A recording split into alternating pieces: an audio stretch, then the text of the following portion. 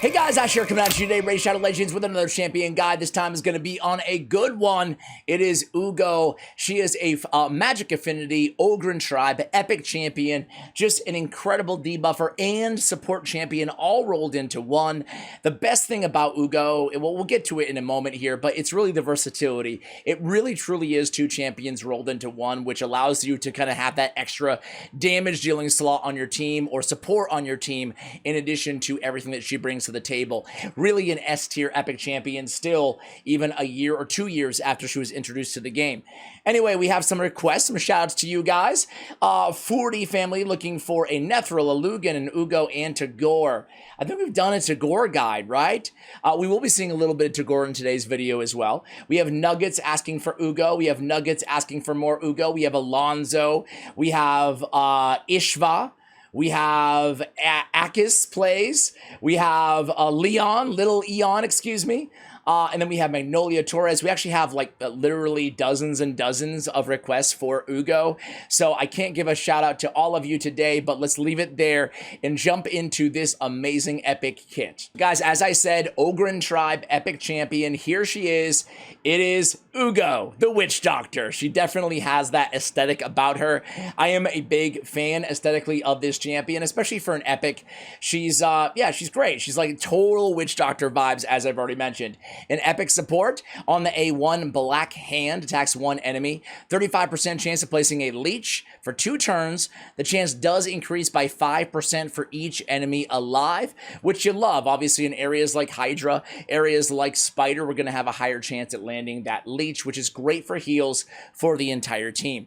On the A2, Maelstrom Rack. It's an AoE 3-turn cooldown. We have a decreased defense and a block buffs. Now, block buffs is at a 75% land rate. However, it does increase by 5% for each enemy alive yet again. So add on Sniper Mastery and add on the each enemy alive, we can get to 100% provided they're all alive, the Hydra heads, or, you know, in most other areas of the game, in waves and areas like that as well, right? So in waves, it's already going to be at 100%, obviously provided we have enough accuracy, and Affinity is not a weak matchup against Force, because there's going to be 5 enemies on the other team, ergo an extra 25% chance. So it's perfectly tuned and worded to have that 100% success against waves and dungeons, etc., and against several bosses. Uugo's Brew removes all heal reduction debuffs from all allies, then removes another random debuff from all allies, then heals all allies by 20% of this champion's max HP. She has almost 20k base HP. That's really solid. She has really solid defense too, 1255, and her speed's not bad either at 102. If all allies are dead, revives them with 50% HP and fills their turn meter by 50% instead. Who needs Metamorph when we have it all in one? We have it all in one. Who needs mythical champions when we have it all in one epic, guys? The passive, Final Spite. On a 5-turn cooldown, plays an increased speed and a block damage buff on this champion for 1 turn whenever this champion is the last living ally, or the last living ally is killed. So basically how this works is, if she's the only one left standing on the team, she's got the block damage for a turn, enough to get back to the A3 Uugo's Brew, where she'll revive everybody if they're all dead. So it's not something that we use a lot, right? It's like kind of the worst case scenario, but at least it's a nice addition to the kit, and yet another utility she can have is an emergency reviver for your squad. So we talked about her stats. Let me show you how I built Uugo. I built her to be a healer, but in a very unorthodox way, you know. This is actually a build that I transitioned to about maybe 10 or 11 months ago, and I have not looked back. Now, normally you guys know me, I love Relentless. But on a champion like Uugo, like Relentless 18% chance of granting an extra turn, right? We have on Reflex 40% chance to reduce the random skill cooldown by 1 turn. They're not interchangeable, they're quite different, but in a lot of ways they're similar as well, right? But Reflex is good on this champion because if the Reflex goes into, the skill cooldown goes into the A2, well then heck, we can have the block buffs up almost all the time and the decreased defense up almost all the time, right? It's on a 3-turn cooldown, but that would be bring it down to a 2. If we go to the A3, then we get even more heals. So it's like, it's so nice to have either of these skills get a -1 in terms of the cooldown. So I put her in Reflex. Again, it's a little bit unorthodox, but it's worked very well with me. I tested her in Relentless and Reflex. It's similar, but oftentimes I'll get, of course, RNG involved, right? But I will get with that nice 40% chance. I'll get more heals overall, and the team sometimes will do better because I'll be able to have this up a little bit more often than otherwise. So I love her in Reflex. However, you could definitely have this champion in Perception. Accuracy is going to be incredibly important to this champion. Immortal is going to be great. We want to keep her alive so she can heal everybody else. This heal is very, very good, not to mention the leech that she also has in her kit. So I would say Perception is a great way to go, as well as Immortal gear is fantastic on Uugo, or you could try Reflex or Relentless, right? Those would be my favorite builds for this champion. On HealthHades.com, they give her a 4.5, one of the highest rated epics inside the game. Look at all the areas, guys, that she scores high in. I mean, Spider, Dragon, Ice Golem are all 4.5 or more. Hard mode, Spider, Dragon, Ice Golem.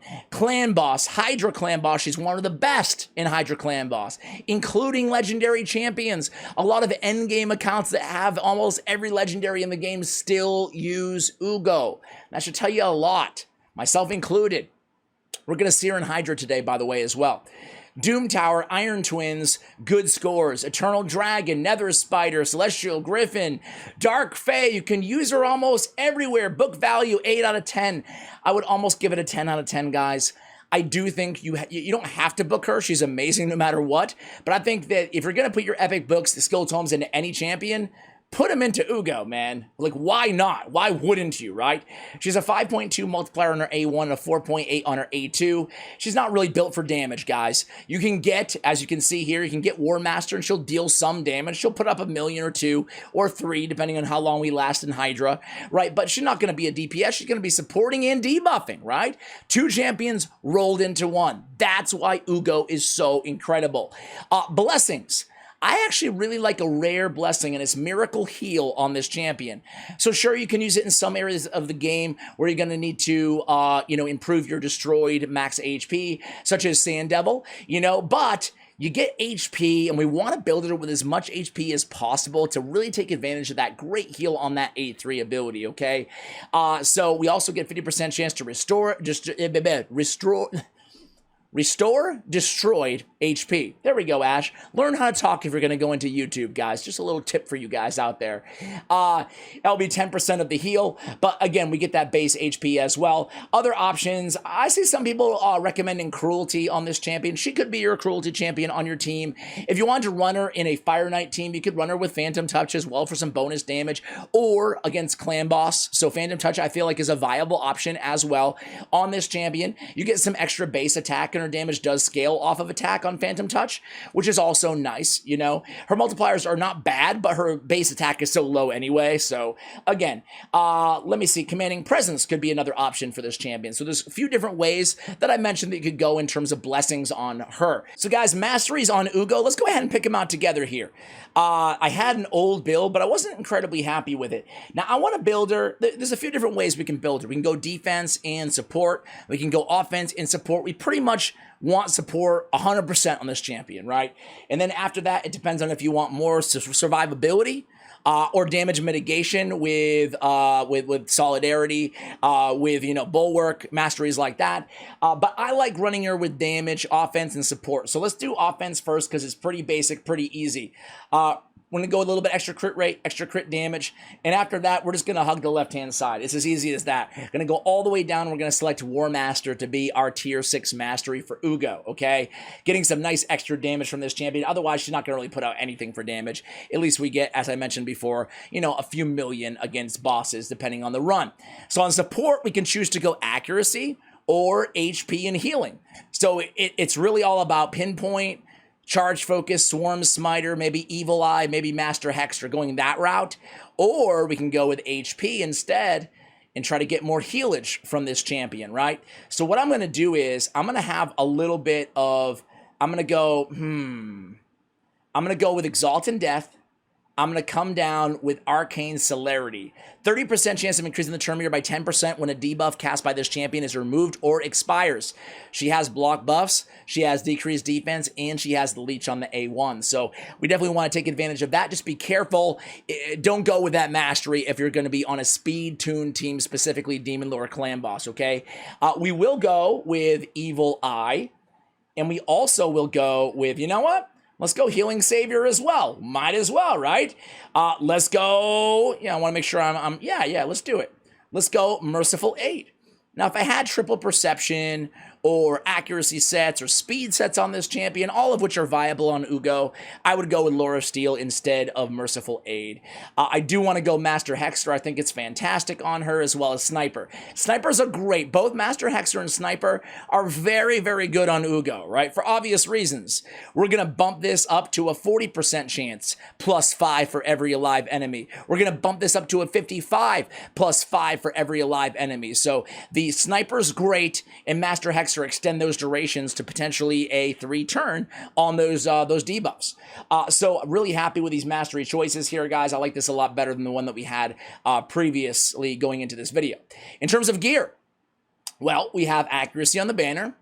We have HP on the amulet. We have HP on the ring. Again, we really want to get that HP up on this champion for more healage. We have speed on the boots. We have HP percentage on the chest. We have defense percentage on the gauntlets. I say this a lot, and I do this a lot in these guide videos, guys, because I want to make a point that just because we want a lot of HP doesn't mean we should neglect defense completely, right? So I usually throw in 1 defense percentage, especially when the base defense is that high as well. So there it is, guys. Uugo. She can be all, because she's a very versatile champion. As I told you guys, we can run her in so many different areas. I'm going to run Griffin hard, floor 110 with her as a debuffer. This is just a very viable team. It's just basically her and a lot of ally attack and, you know, a Trunda to do some damage, right?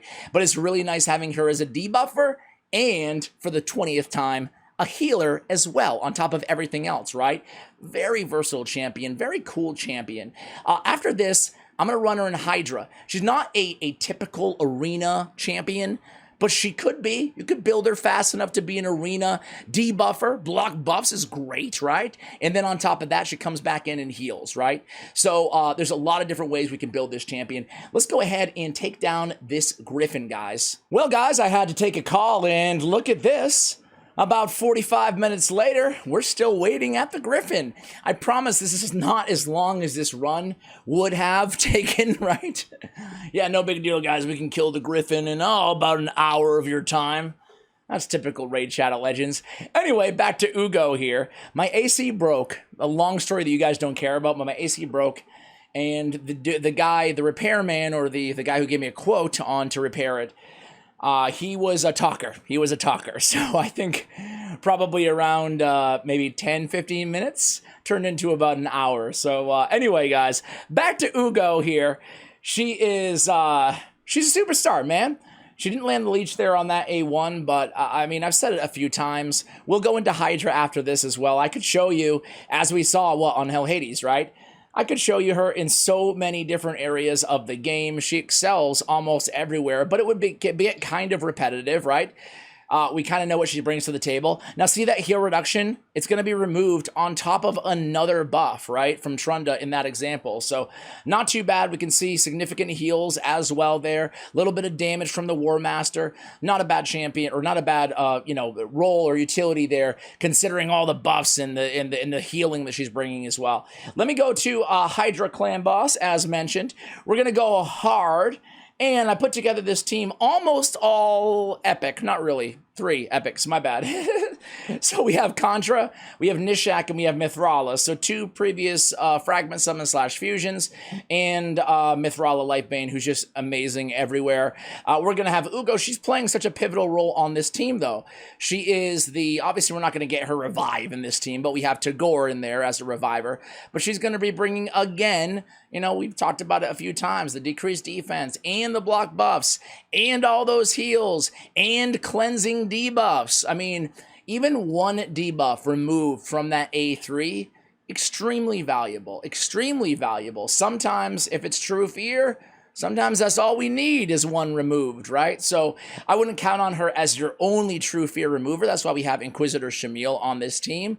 But you can get rid of any other debuff as well, right? So it's a very, very good A3 ability, even on a 4-turn cooldown. But again, with the Reflex set, it's going to help bring that cooldown down, especially in longer battles like Hydra over time. So guys, speaking of longer battles, I've already taken about an hour and a half to record this video. What's another half an hour? I'll come to you guys at the end of this battle. Who do you think is going to deal the most damage? I think it's going to be Nishak Verminlord, right?